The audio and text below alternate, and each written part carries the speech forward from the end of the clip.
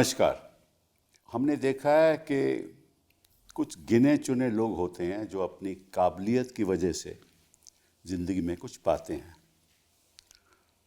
और आज दिल से के एपिसोड में हम उस एक ऐसे शख्स के बारे में बात करेंगे, अपनी काबिलियत की वजह से जहाँ तक वो पहुँचे, उसके बारे में जब हम आपको बताएंगे तो आपको ऐसा लगेगा कि हिंदुस्तान वो लोकतंत्र है जो किसी को भी कहीं भी पहुंचा सकता है बिना किसी पुल के।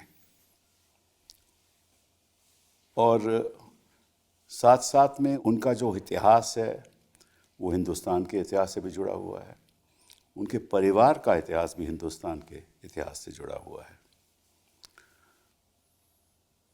और वो हिंदुस्तान की जो पल्स है, नब्ज़ है, उसको जानते हैं। और संविधान के प्रति उनका इतना स्नेह है कि बिना संविधान के आदर्शों में उन्होंने कभी अपनी ज़िंदगी से अलग नहीं हुए। और मैं जब उनसे बातचीत करूंगा आपके सामने अभी, तो आपको मालूम होगा कि वो हैं कौन। वो हैं हमारे हामिद अंसारी साहब। बहुत बहुत धन्यवाद आपका यहाँ आने का। मैं सोच रहा था कि आप 1961 में फॉरेन सर्विस में आए आप, और आपने एक किताब लिखी है by many a happy accident. तो आपने कई एक्सीडेंट्स के बारे में बात भी की है उसमें।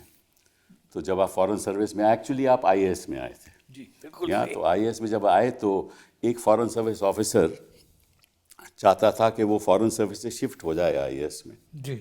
और आपको ये मौका मिला तो आपने कहा कि ठीक है मैं foreign service join That was one accident. हाँ, that was a very happy accident according to us. एक तो ये एक्सीडेंट हुआ, फिर सलमा जी के जब मुलाकात भी हुई, वो भी एक एक्सीडेंट, वेरी हैप्पी एक्सीडेंट बिल्कुल। था।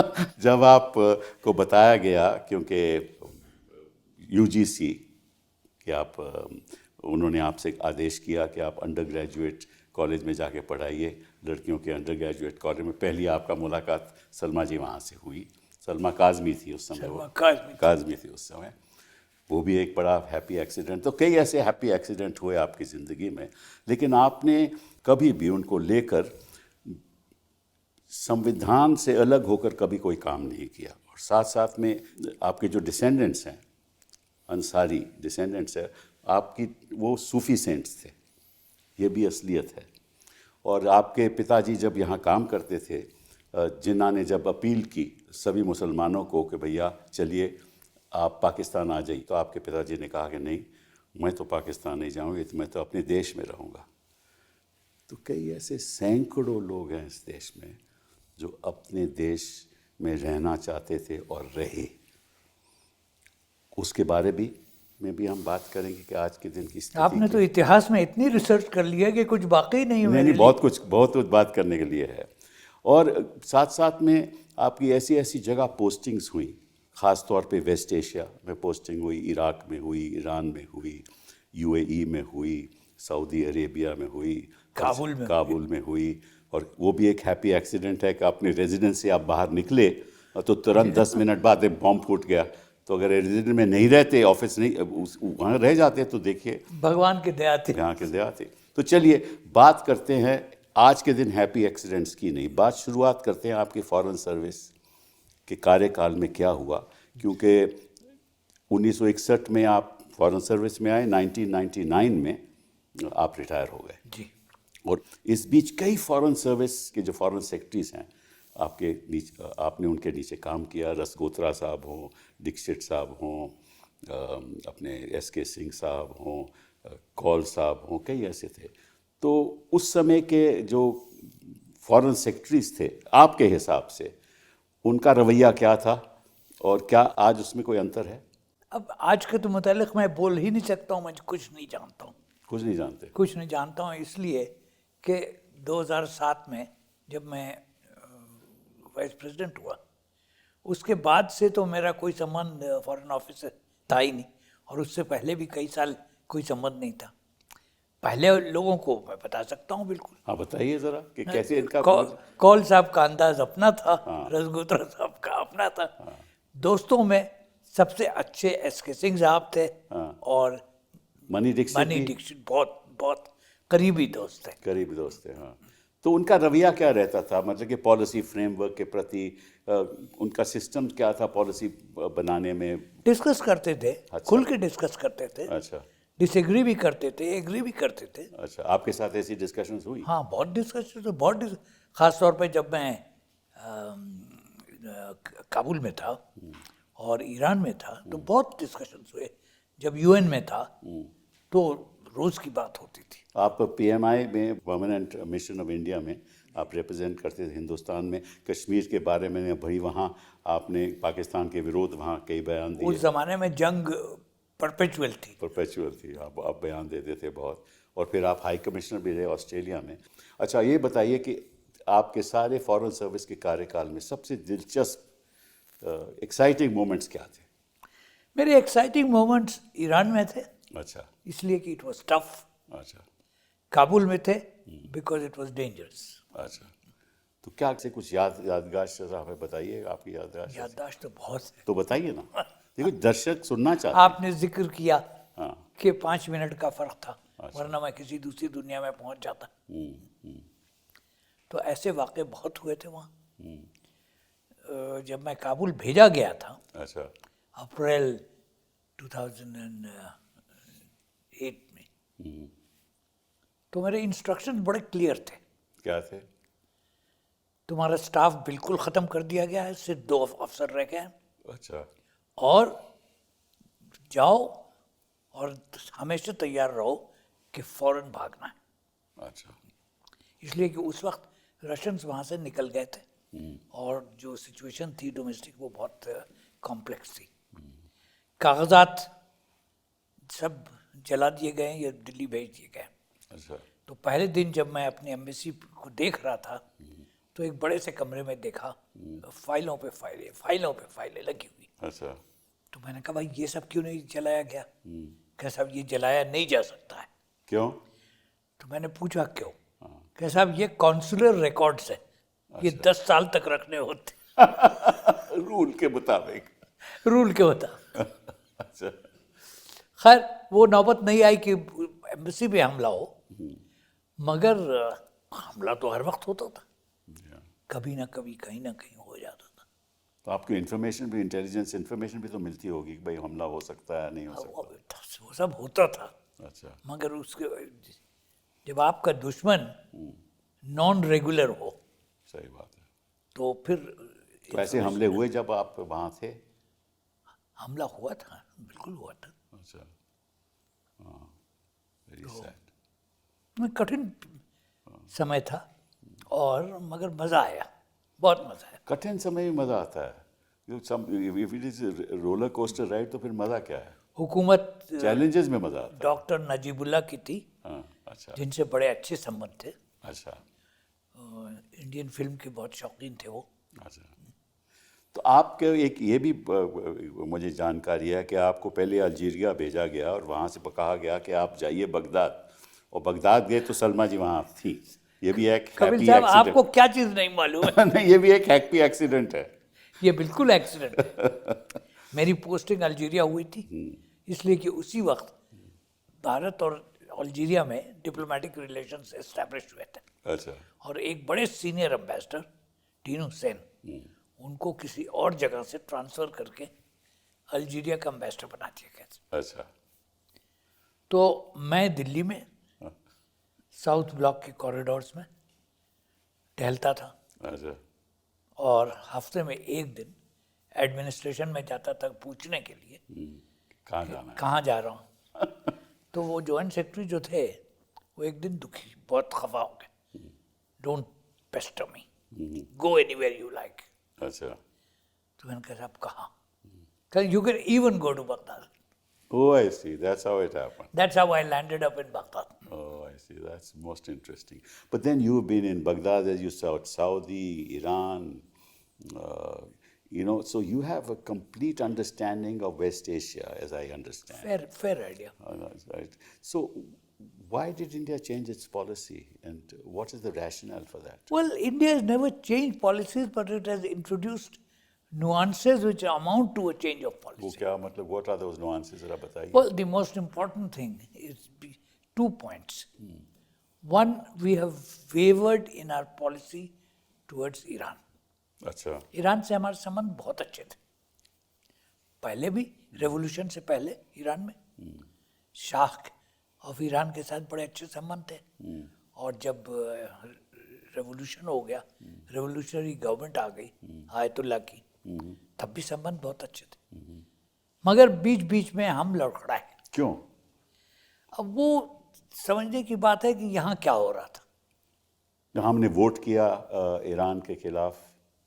कभी कभी हमने किया है, मगर वो उसकी वजह ये थी कि हम समझ नहीं रहे थे कि हो क्या रहा है ईरान में।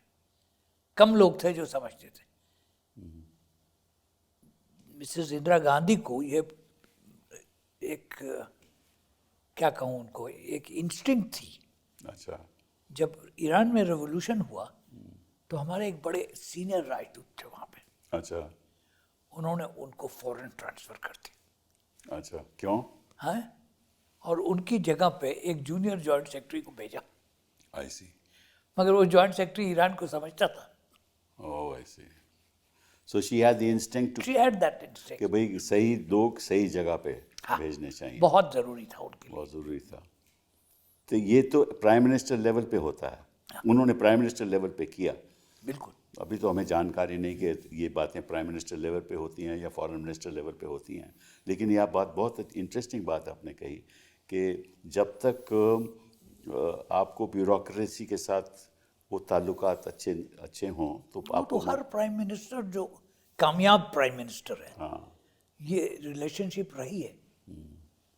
That is true. अगर कोई ऐसा लीडर है गवर्नमेंट का जो ब्यूरोक्रेसी को नहीं समझता है और ब्यूरोक्रेसी उसको नहीं समझती, सही बात तो है ये। काम खराब हो जाता है।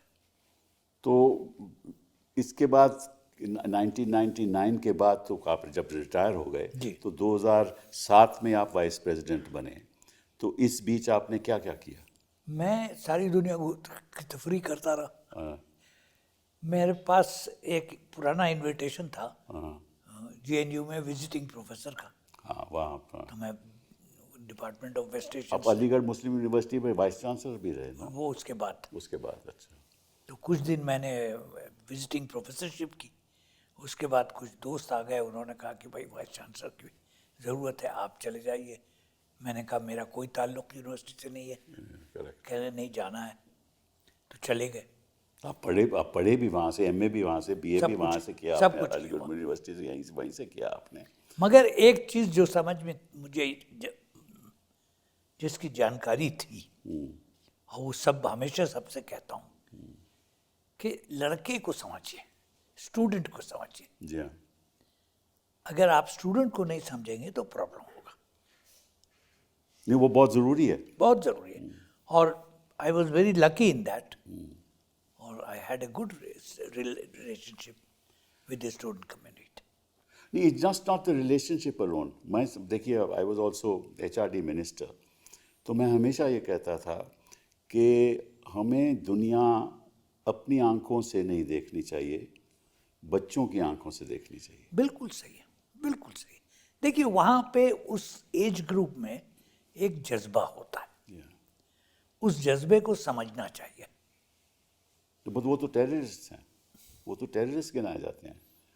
यही तो और गलती यही जज्बे के लोग जब प्रोटेस्ट करते हैं तो उनको तो तैयार भेजा जाता है। तो फिर यही हो रहा है ना, ये आप देख रहे हैं। समझा? तो जब अच्छे तक अच्छे स्टूडेंट्स अब भी हैं जिनके ऊपर मुकदमा चल रहा है, केस नहीं तय होता है, नहीं, कई साल नहीं होता जी हाँ। और बेल भी नहीं मिलती। बेल भी नहीं मिलती, कुछ नहीं होता है। और ये वाकई में एक मतलब के समझदार नेशनलिस्ट लोग हैं जो बदलाव चाहते हैं। और अभी हम सभी बदलाव चाहते हैं, हर स्टूडेंट चाहता है। अब बुराई क्या है? इसमें बुरी बात क्या है? और सुधार मतलब यूनिवर्सिटी में सुधार होना चाहिए।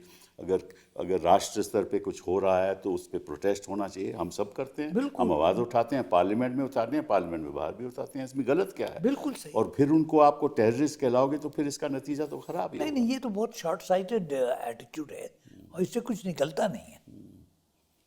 क्योंकि हमने देखा है कि जहाँ जहाँ ऐसा होता है तो फिर जो जो शंकाएं हैं वो बढ़ती हैं और फासले भी बढ़ते हैं। जब फासले बढ़ने लगें तो निश्चित रूप से उसका जो नतीजा होता है वो भी बहुत ख़राब होता है। आपने इस बीच ऑल्सो जामिया में भी पढ़ाया। जामिया में एक इंस्टीट्यूशन होता था, study of south Asian studies. हाँ, उसमें आपने उसमें प्रोफेसर मुशीरुल हसन के ज़माने में I work for some time, did some writing also in that period. और then you also became chairman of the National Commission for Minorities. That's it, right. That was the judgment of the government, not mine. I know that. पर आप सुना है Indian international centre में बैठे थे तो आपको फ़ोन आ डॉक्टर मनमोहन अब सिंह ये का। कितनी राज की बातें आप बताएंगे। नहीं, राज की मत आपसे पूछ रहा हूँ। हाँ, वो तो इट्स वेरी हैप्पी हुआ ऐसे ही हुआ ऐसे ही। कि फ़ोन आ गया कि चलिए आप फ़ोन वाइस आ गया, प्रेसिडेंट जी बन हाँ। गए। और ये दर्शकों को बता दूं कि he is the longest serving vice president in the history of India. सही बात है ना? ये सही है। लॉन्गेस्ट सर्विस ये- वाइस प्रेसिडेंट ऑफ द ये हिस्ट्री। सही है। ये सही है। चलिए चढ़िए, ये तो आपकी बात हो गई कि फॉरेन सर्विस में थे और क्या क्या आपके आपने मेरी खाल उधेड़ दी। नहीं, मैं आपसे एक और, चलिए इससे पहले एक सवाल पूछ लूं कि हमारा जो एटीट्यूड है टुवर्ड्स द पैलेस्टीनियंस, वहाँ भी नुएंस चेंज है या पूरा चेंज है? बिल्कुल चेंज है, बिल्कुल चेंज जरा है और बहुत गलत चेंज है। इसलिए कि हमारी पॉलिसी पैलेस्टाइन पे आज की नहीं है, करेक्ट, कल की भी नहीं है। सही बात। 1950 उससे पहले गांधी जी का एटीट्यूड था, जवाहरलाल जी का एटीट्यूड था और उनके तमाम सक्सेसर्स का एटीट्यूड था। तो ये चेंज क्यों हुआ? अब क्या बताइए, आप बताइए क्या हो रहा है। नहीं, हमें तो नहीं मालूम ये है। पॉलिटिक्स है और कुछ नहीं है। पर इसमें भाई पॉलिटिक्स, देखिए सीधी बात है हम भी देखिए, जब हमारे यूपीए सरकार थी जी, तो हमारे अच्छे संबंध से इजराइल से, आपके लेकिन हमारा जो जो नीति थी वो यही थी कि Palestinians are entitled to their homeland. देखिए गांधी जी ने कहा था कि just like x is entitled, y is entitled, so are the Palestinians entitled. Correct. उनको वादा होता था और वादा वफाई नहीं होती। बट बीच में आई थिंक इन्होंने थोड़ा चेंज किया। अब दोबारा इन्होंने कहा कि we believe in the two nation theory. ये भी अभी पीछे उन्होंने कहा है। देखिए टू नेशन तहरीक कहना और करना बहुत फर्क है। उस पॉलिसी के लिए सबसे बड़ा दोषी जो है वो अमेरिका है, ब्रिटेन और अमेरिका। इन्होंने इजराइल का काम किया सही और बात। दूसरे सब उसमें फंसे। मैं समझता हूँ कि सबसे बड़ा दोषी इस समय इजराइल, जिसने इस तरीके से जो बहुत दुखी जो तबाही मचाई है, नहीं, जुल्म जो किया है उसने, कोई उसका पैरेलल नहीं है। और कोई आवाज नहीं उठाता। कोई आवाज नहीं बोलती। इवन आपके वेस्ट एशिया के देश भी नहीं उठाते, विच इज वेरी देखिए सैड। आप कल परसों मैं कहीं कोई प्रोग्राम सुन रहा था, अमेरिका और यूरोप के जितने बड़े देश हैं सब में यूनिवर्सिटीज में स्टूडेंट्स ने एजिटेट किया।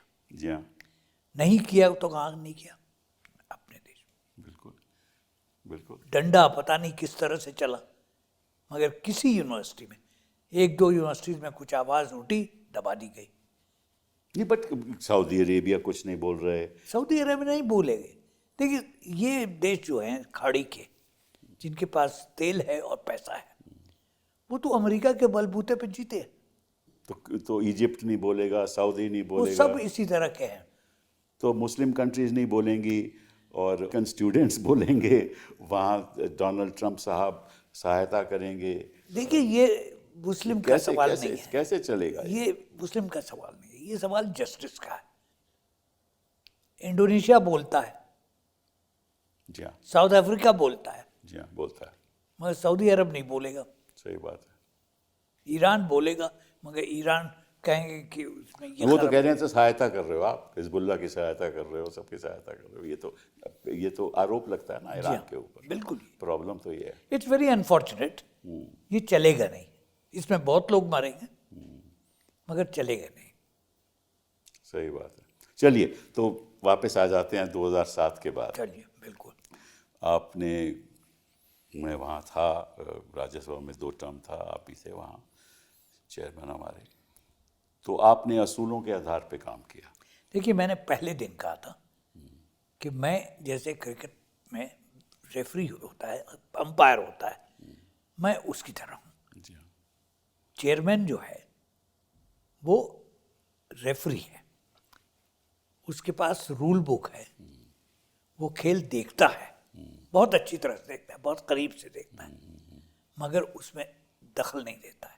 जी हाँ, सही बात। तो ये फार्मूला बहुत सिंपल था और बहुत आसानी से चला, और मुझे इस पे पूरी भरोसा रहा, और मैंने हमेशा इस पे बल्कि कभी कभार कोई ज़्यादा एक्साइटमेंट में कुछ लोग बोल देते थे कि साहब ये क्यों नहीं कर रहे हैं आप। जी हाँ, तो मैंने कहा साहब किताब में नहीं है। सही बात। ये मुझे मालूम है कि आप हमेशा रूल बुक के आधार पे चले। और अच्छा काम जो आपने किया, मुझे याद है कि आपने क्वेश्चन आर 11 बजे से 12 बजे कर दिया, क्योंकि होता क्या था कि क्वेश्चन आर टेम्परेचर नीचे लाने के लिए। क्योंकि क्वेश्चन आर अगर 11 बजे चलता था तो हाउस नहीं चलता हाँ था। बिल्कुल। तो आपने ये बहुत अच्छा आपने रिफॉर्म किया, जो मैं समझते हैं कि आज के दिन भी वो चल रहा है, तो अच्छी बात है।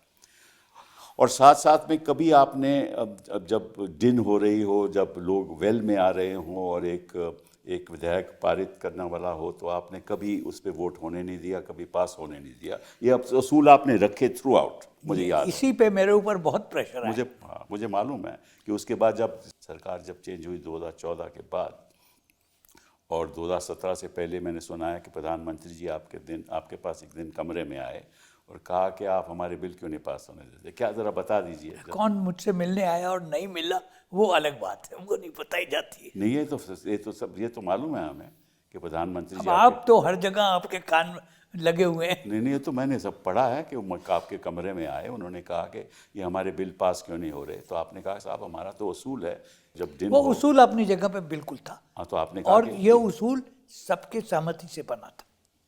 उसमें ऑपोजिशन का वही रोल था जो कि गवर्नमेंट का था। तो फिर उन्होंने एक बात आपसे कही, and I want your response on that. उन्होंने ये कहा कि लेकिन अब तो जो यूपीए सर के अलायंस पार्टनर्स हैं वो तो अल्पसंख्यक हैं, वो तो माइनॉरिटी में हैं। उस समय तो वो बात नहीं थी, तो देखिए, इसलिए उन्होंने कहा कि ये अंतर होना चाहिए। सवाल माइनॉरिटी और मेजॉरिटी का नहीं है, हाउस में सब बराबर है। तो आपने ये बात कह दी उनको। पॉइंट ऑफ व्यू सबका होना चाहिए, सबकी बात सुननी चाहिए, और जो फैसला लोग करते हैं वो करते हैं। तो आपने बता दी होगी ये बात उनको। बता दिया, सीधी बात है। सही बात है। तो ये भी बड़ा इम्पोर्टेंट बात है।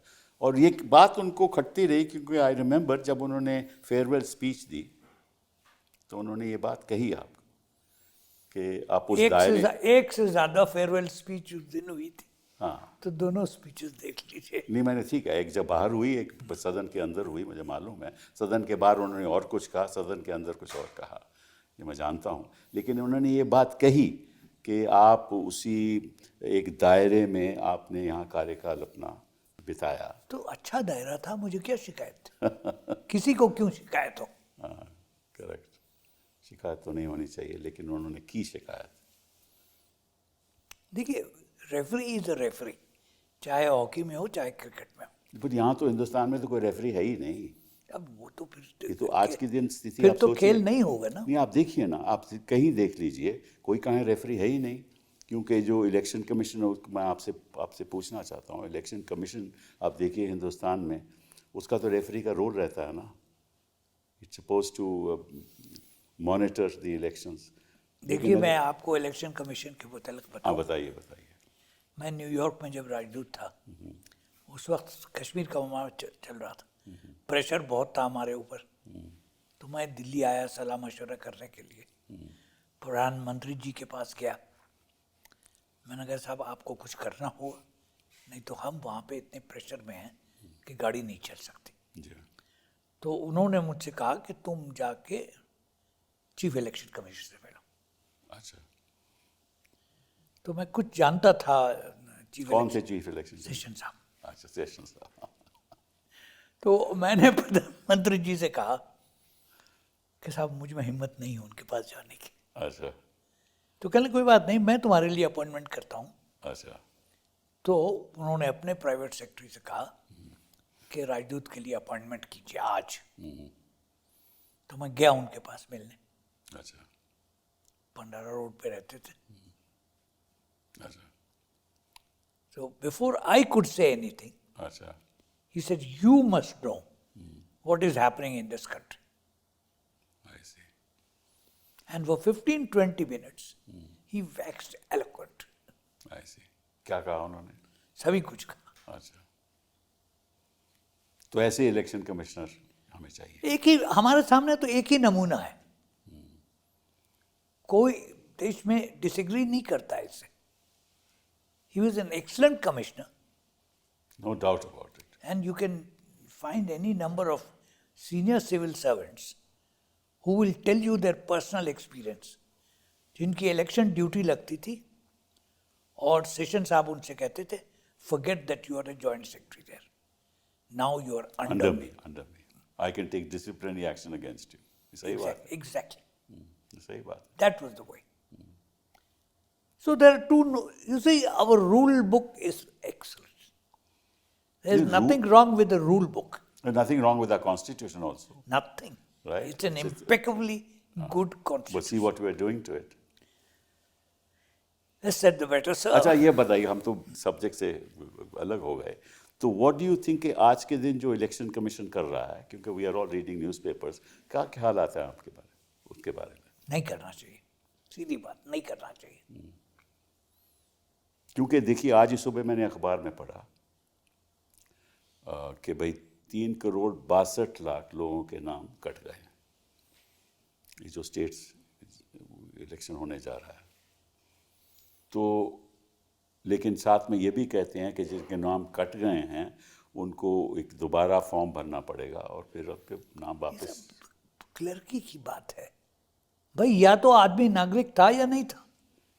अगर नहीं नागरिक- था तो आपने उसको नागरिक क्यों बनाया? नहीं नहीं, नागरिकता की बात ही नहीं है. ये कहते हैं कि आप वहाँ पाए नहीं गए.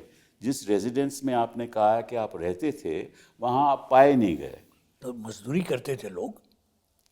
मजदूरी करते थे. आप मेरे घर में अगर आप, जब मैं काम करता था, 12 बजे दिन में जाएंगे तो नहीं मिलूंगा उनको. एग्जैक्टली तो अगर वो नहीं मिले तो उनका नाम काट दिया जाता है. नहीं, तो गलत है. तो मतलब कि अगर हमारी संस्थाएं, अगर अंपायर, जैसे अंपायर की आपने बात की, आप राज्यसभा में अंपायर के तौर पे रूल बुक पे चलते थे, अगर रूल बुक को ही भूल जाएं और अपनी मनमर्जी और सरकार के आदेश पे काम करें तो फिर लोकतंत्र का क्या होगा? नहीं होगा. हमारा सिस्टम जो है वो बहुत बदनाम हो गया है दुनिया में. हम एक ज़माना था कि हम बहुत फख्र के साथ सर उठा के कहते थे कि हमारा सिस्टम सबसे अच्छा है. आज अच्छा नहीं है और दुनिया में लोग जानते हैं उसे.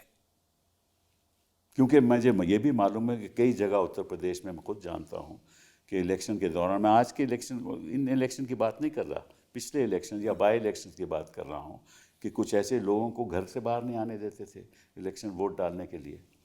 तो और कोई आवाज़ नहीं उठाता. आवाज़ उठाता है तो इलेक्शन कमीशन सुनते नहीं हैं, और जो हुकूमत में बैठे हैं वो कुछ करना नहीं चाहते, और अदालतें भी कुछ करना नहीं चाहती. तो रोल तो अदालतों का भी तो है ना, अंपायर का. देखिए, अगर अंपायर किसी पोजीशन में हो, चाहे क्रिकेट में हो, हॉकी में हो या इलेक्शन में हो, अगर अपनी ड्यूटी डिस्चार्ज नहीं करेगा तो फिर खेल नहीं हो सकता. मैं थोड़ा इससे अलग तरीके से बात करना चाहता हूँ. आपने क्रिकेट की बात की. अब बड़ी इंटरेस्टिंग बात है कि क्रिकेट में होता क्या है कि आपने एलबीडब्ल्यू की अपील की और अंपायर सोचता है कि उसने आउट दे दिया, और जो बैट्समैन है वो कहता है कि नहीं, मैं नहीं मानता ये बात. तो अंपायर, थर्ड अंपायर के बात जाती है. लेकिन थर्ड अंपायर करता क्या है, वो आपको दिखाता है कि कैसे ये आउट है या नहीं आउट है. तो उसमें भी ट्रांसपेरेंसी है. मतलब थर्ड अंपायर के निर्णय में भी ट्रांसपेरेंसी है. लेकिन यहाँ तो ना तो कहीं भी ट्रांसपेरेंसी नहीं है. क्रिकेट एक बहुत पुराना खेल है और ये टेक्नोलॉजी से पहले का खेल था. बिल्कुल सही. तो खिलाड़ी जो थे वो कभी कभी डिसएग्री करते थे. करेक्ट. पर जाते थे. हो जाते थे. हाँ, correct. तो ये सब टेक्नोलॉजी जो है ये सब ठीक तो है. इसका मतलब है ना कि टेक्नोलॉजी के द्वारा हम इसको ट्रांसपेरेंट दिखा सकते हैं ना, कि भाई ये इतने बैलेट बॉक्स में इतने वोट पड़े, ठीक है ना, इतने वीवीपैट में पड़े, और ये जो मशीनें हैं उतनी इनकी काउंट है, वीवीपैट की इतनी है, इनको मिला लीजिए तो ट्रांसपेरेंटली हो सकता है ना, इसमें गलत क्या है? देखिए हो सब कुछ हो अब सकता तो है, होना चाहिए ना, अगर थर्ड एम्पायर क्रिकेट में होना चाहिए तो यहाँ भी होना चाहिए। बिल्कुल होना चाहिए। हाँ, तो ये प्रॉब्लम है।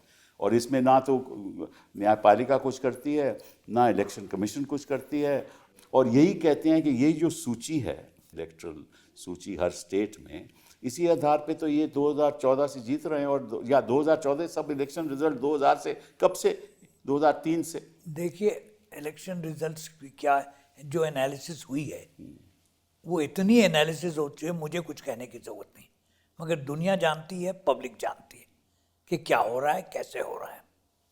तो ये तो बड़े एक खतरनाक बात है, ये कोई दुख की केवल बात नहीं है, बड़ी खतरनाक है, लोकतंत्र की आपकी बुनियाद को। डेमोक्रेसी खत्म हो जाएगी। देखिए किसी ने कहा भी है बहुत खुल के कि ये नाम की डेमोक्रेसी रह गई। हाँ, ये दुख की बात है। अच्छा, आप और एक और बात पे चर्चा करते हैं अभी, जिस तरह से, क्योंकि आप फॉरेन और पॉलिसी में भी माहिर हो, कि जिस तरह से बांग्लादेश में हो रहा है, उसका नतीजा क्या होगा आपके हिसाब से? देखिए पहली चीज़ जो देखने की है कि ये सिचुएशन डेवलप क्यों। शेख मुजीब की हमने बहुत मदद की, बांग्लादेश की बहुत मदद की, मगर हर चीज़ समय के साथ चलती है। शेख हसीना ने सरकार जैसे चलाई, उसकी कोई लिमिट नहीं। एक मशहूर अखबार लंदन से निकलता है, फाइनेंशियल टाइम्स, उसमें एक बहुत डिटेल्ड आर्टिकल एक महीना हुआ छपा था कि क्या हो रहा है, करप्शन कितना हो गया। तो पब्लिक दुखी थी, नो डाउट अबाउट इट। और उन्होंने सितम किया लोगों के ऊपर, फोर्स का गलत इस्तेमाल किया, तो जो होना था वो हो गया। लेकिन जब इलेक्शन हो रही थी, सभी को मालूम था बांग्लादेश में शेख हसीना इलेक्शन करवा रही थी, सभी कहते थे कि रिग्ड है, लोग कहते थे। हमने कहा कि ये उनका डोमेस्टिक मैटर है, इस पर हम दखल अंदाजी नहीं करेंगे, ये हमारा स्टेटमेंट था उस समय का। हाँ, मुझे याद है। आज हम कहते हैं कि डेमोक्रेटिक होना चाहिए सब। देखिए वही है कि you ride and you don't ride. तो ये तो प्रॉब्लम है ना। और देखिए उसका it's a neighbouring country, we have to take a very hard line view about our neighbourhood. We are a big country. नहीं भाई, हम तो नेबरहुड के तो बहुत अलग हो गए। देखिए बताइए, कोई भी नेबरहुड आप देख लो, नेपाल देख लो, हाँ, आप जानते हैं आप जानते, पाकिस्तान देख लो, जनाब, श्रीलंका देख लो, अभी तो हम थोड़ी मदद कर रहे हैं उनकी, नेपाल देख नेपाल, लीजिए, कहीं जब आप चले जाओ, हमारी अहमियत जो होती थी वो नहीं है। वो नहीं है। और वो क्यों नहीं है? क्योंकि हमारी फॉरेन सर्विस, कुछ तो ब्लेम फॉरेन सर्विस पे जाना चाहिए, नहीं? फॉरेन सर्विस पे आप जितना ब्लेम चाहिए डाल दीजिए, मगर फाइनली पॉलिसी का फैसला पॉलिटिशियंस करते हैं। नहीं करते हैं तो उनको फीडबैक भी तो मिलना चाहिए ना। पता नहीं पे क्या तो, फीडबैक मिल रहा है, ये आपको मुझे नहीं मालूम है। हाँ, नहीं मालूम, ये तो बात ठीक है। क्योंकि ये चीज़ें तो फीडबैक के आधार पे होती हैं, इंटेलिजेंस फीडबैक, और फॉरेन सर्विस जो ऑफिसर्स डील करते हैं फीडबैक। जैसे आपने कहा कि इंदिरा जी ने कहा इस जॉइंट सेक्रेटरी को भेजूंगी मैं, क्योंकि ये जानता है ईरान के बारे में।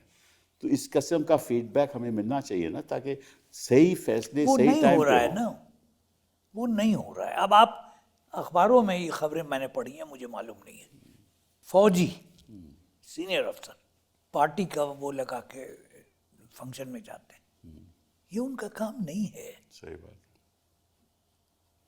अगर आप मतलब ये कि ऑफिसर्स से पूछिए तो वो बताएंगे कि साहब कौन किस तरह है, कौन किस तरफ है। ये सब नहीं होता था।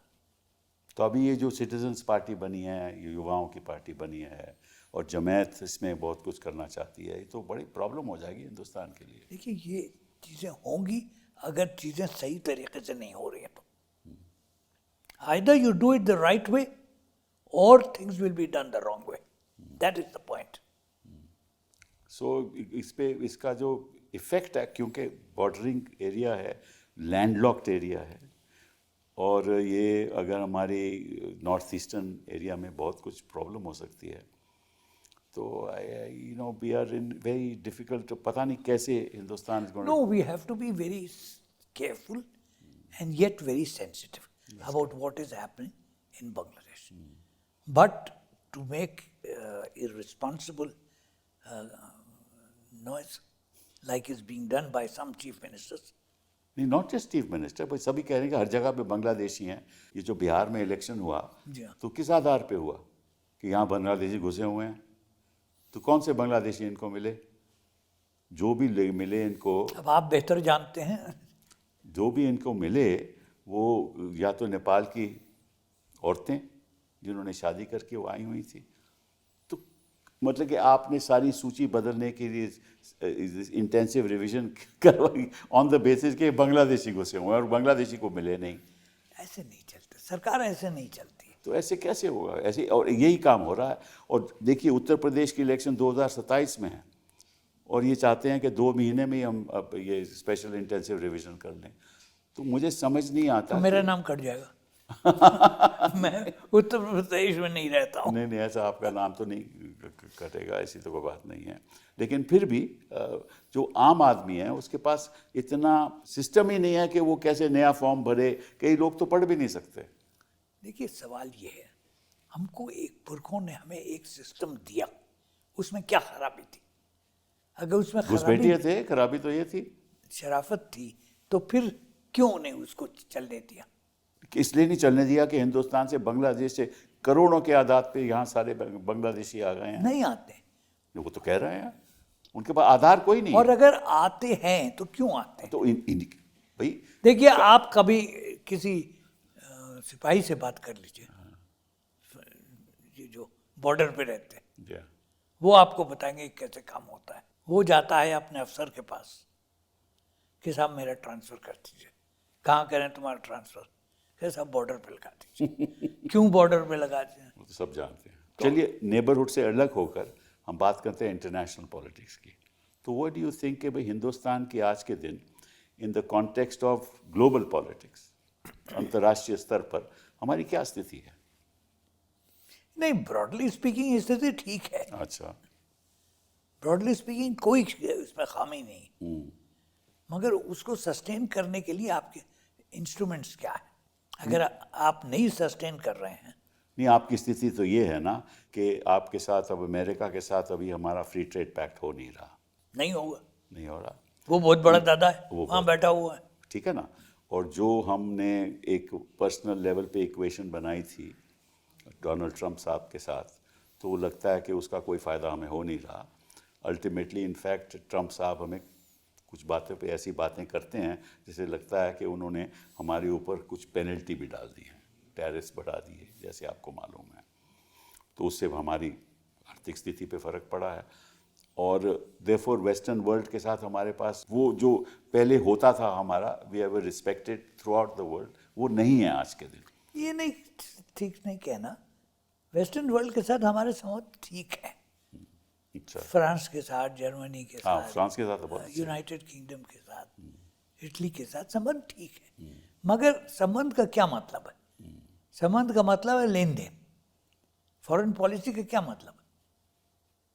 उनसे कुछ लेना है, उनको कुछ देना है। अब उसके लिए हमको तैयार रहना चाहिए। नहीं, बट हमें क्या दे रहे हैं वो आज के दिन? भाई आप व्यापार हम ले तो रहे हैं। नहीं, आप व्यापार कर रहे हैं उनके साथ। नहीं, व्यापार तो करेंगे ही करेंगे, हमारी सस्टेन टू इकोनॉमी में। देखिए बात, जैसे न्यूक्लियर डील हुआ, बातचीत हम कर रहे हैं, न्यूक्लियर डील हुआ, बहुत बड़ा एक मैं समझता माइलस्टोन था हिंदुस्तान के इतिहास में। उसका श्रेय डॉक्टर साहब को जाना चाहिए। उसके बाद कुछ नहीं हुआ। जब न्यूक्लियर डील की बात हुई और लायबिलिटीज़ की बात हुई तो इसी पार्टी बीजेपी ने विरोध किया कि आप देखिए लायबिलिटी का स्तर बढ़ाइए, ये तो बहुत कम आपने रखा है। तो आपने 1500 करोड़ कर दिया, अब उन्होंने वो ख़त्म कर दिया। ठीक है ना। तो जब आप कहते हो कि हमने दे तो दिया उनको सब कुछ, अब प्राइवेट सेक्टर भी इसमें दखल अंदाजी करेगा और उनका कैप भी कोई नहीं है लायबिलिटी का। अगर हादसा हो जाए, फुकुशिमा जैसे हादसा हो जाए या चेरनोबिल जैसे हो जाए, तो इनकी क्या लायबिलिटी है? अगर कोई इक्विपमेंट सप्लाई कर रहा है तो लायबिलिटी तो रही नहीं।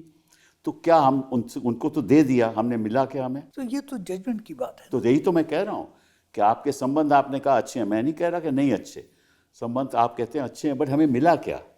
आज के दिन हमने FTA कर लिया अगर ऑस्ट्रेलिया के साथ, तो क्या मिला? एक जमाना था चीन के साथ हम जो हमारा व्यापार है उसमें तो हम चीन के ऊपर पूरा, बिना चीन की हमें दिए हुए हमारी इकोनॉमी आगे बढ़ ही नहीं सकती। और साथ साथ में हमारा चीन के साथ झगड़ा भी है बॉर्डर पे। देखिए, डींग मांगने से तो काम चलता नहीं। Foreign policy is an exercise in realistic appraisal. अगर हम चीन के साथ सिर्फ डींग मारेंगे तो कुछ नहीं होगा, वो हमसे बहुत ज्यादा, कई गुना आगे ज्यादा है। तो इसलिए तो मैं कह रहा हूँ ना, आपने कहा हमारे संबंध अच्छे हैं, इसमें क्यों, हमारे किसी से लड़ाई थोड़ी ना है, संबंध तो हमारे अच्छे हैं। उस नज़रिए से देखो, मैं पूछ रहा हूँ कि हम इस समय विश्व के स्तर पर हम आइसोलेटेड हैं। मेरा ये मानना है, गलत भी हो सकता हूँ, आइसोलेटेड इसलिए हैं हमारे पास वो आर्थिक शक्ति नहीं है जिसके आधार पे हम नेगोशिएट कर पड़ें। सबसे बड़ी मुश्किल ये है कि हम विश्व गुरु होना चाहते हैं। वो तो हम हैं। नहीं है। नहीं हैं। हम तो प्रधानमंत्री आप जी की बात कहिएगा मानते हैं, हैं, मैं हम तो कहता हूँ नहीं प्रधानमंत्री जी है। की बात मानते हैं, आप ना मानो। हम विश्व देखिए, गुरु, सवाल ये लेकिन है उसका कोई कि आपकी सकत क्या है। सही बात। वो सकत अगर ठीक नहीं है तो फिर डींग मारने से कोई फायदा नहीं। चलिए, आखिर में आपसे एक ऐसा सवाल करूंगा जिससे मैं चाहता हूं कि आप उस पर कोई बात सामने रखें देशवासियों के लिए।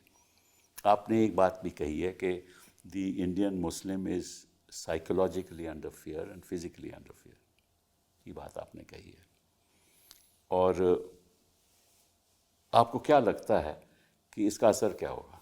देखिए, पहली चीज ये है कि Indian who happens to be a Muslim, just as he happens to be a Christian or a Buddhist or anything else, is an Indian.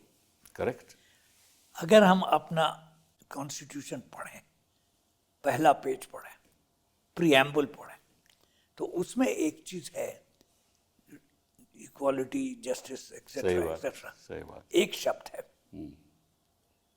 Fraternity. Correct. Fraternity का क्या मतलब है? भाईचारा। भाईचारा। उसमें हम लोग हमेशा कच्चे रहे। सही बात। मैंने बहुत गौर से कॉन्स्टिट्यूशन असेंबली के डिबेट्स पढ़े। यही एक शब्द है और यही एक प्रिंसिपल है जिस पे डिस्कशन कच्चा रहा। कुछ लोगों ने भाईचारा का मीन्स जस्टिस टू ऑल। ये it ultimately devolves on justice. No, more than justice, fraternity. I know that. Fraternity as a principle, as a practice. I am your brother, you are my brother. That And has therefore I not must been, treat you that way. I must treat you. Yeah, must. हमारे संबंध भाइयों जैसे होने exactly. चाहिए। That has not been done. It is not being done. And as long as this practice continues, then equality is meaningless. तो मैं तो समझता हूँ कि what runs throughout the Constitution is the concept of न्याय at all levels. It does, but in places it is somewhat weak. It needs to be given. In practice it is It weak. has to be given shape through हाँ, practice. बिल्कुल बिल्कुल, क्योंकि दुनिया न्याय के आधार पर ही चलती है। चलती तो है, और सबके लिए ये एक प्रिंसिपल है, सब मानते हैं, करते नहीं। ठीक है, हम इस बात पर दुनिया हमारे देश के लोगों को गौर करना चाहिए कि फ्रेटर्निटी एक ऐसा प्रिंसिपल है जिसके आधार पे हम सब एक दूसरे को भाई बहन माने और उन सबको एक ही नज़रिए से देखें। वो नहीं कर रहे हैं ना। आप मुसलमान को छोड़ दीजिए, मुसलमान हाई प्रोफाइल, बहुत गाली सुनता है, देता भी है, सब कुछ करता है। आप इंडियन क्रिश्चियन को ले लीजिए, ठीक है, मुझे मालूम है। उसके साथ क्या हो रहा है? नाम बदलते हैं। सही बात है, सही बात है। तो फिर ये चीज़ें गलत चीज़ें। चलिए, हम मान के चलते हैं कि देश में इतनी शक्ति है कि ये मुश्किलें भी हम पार कर पाएंगे और हिंदुस्तान को एक ऐसा देश बनाएंगे जिसकी इज्जत सारे विश्व में हो, वाकई में विश्व गुरु। बहुत बहुत धन्यवाद आपका। अगर ये कर लें तो बहुत अच्छी बात, मगर इसका करना मुश्किल है।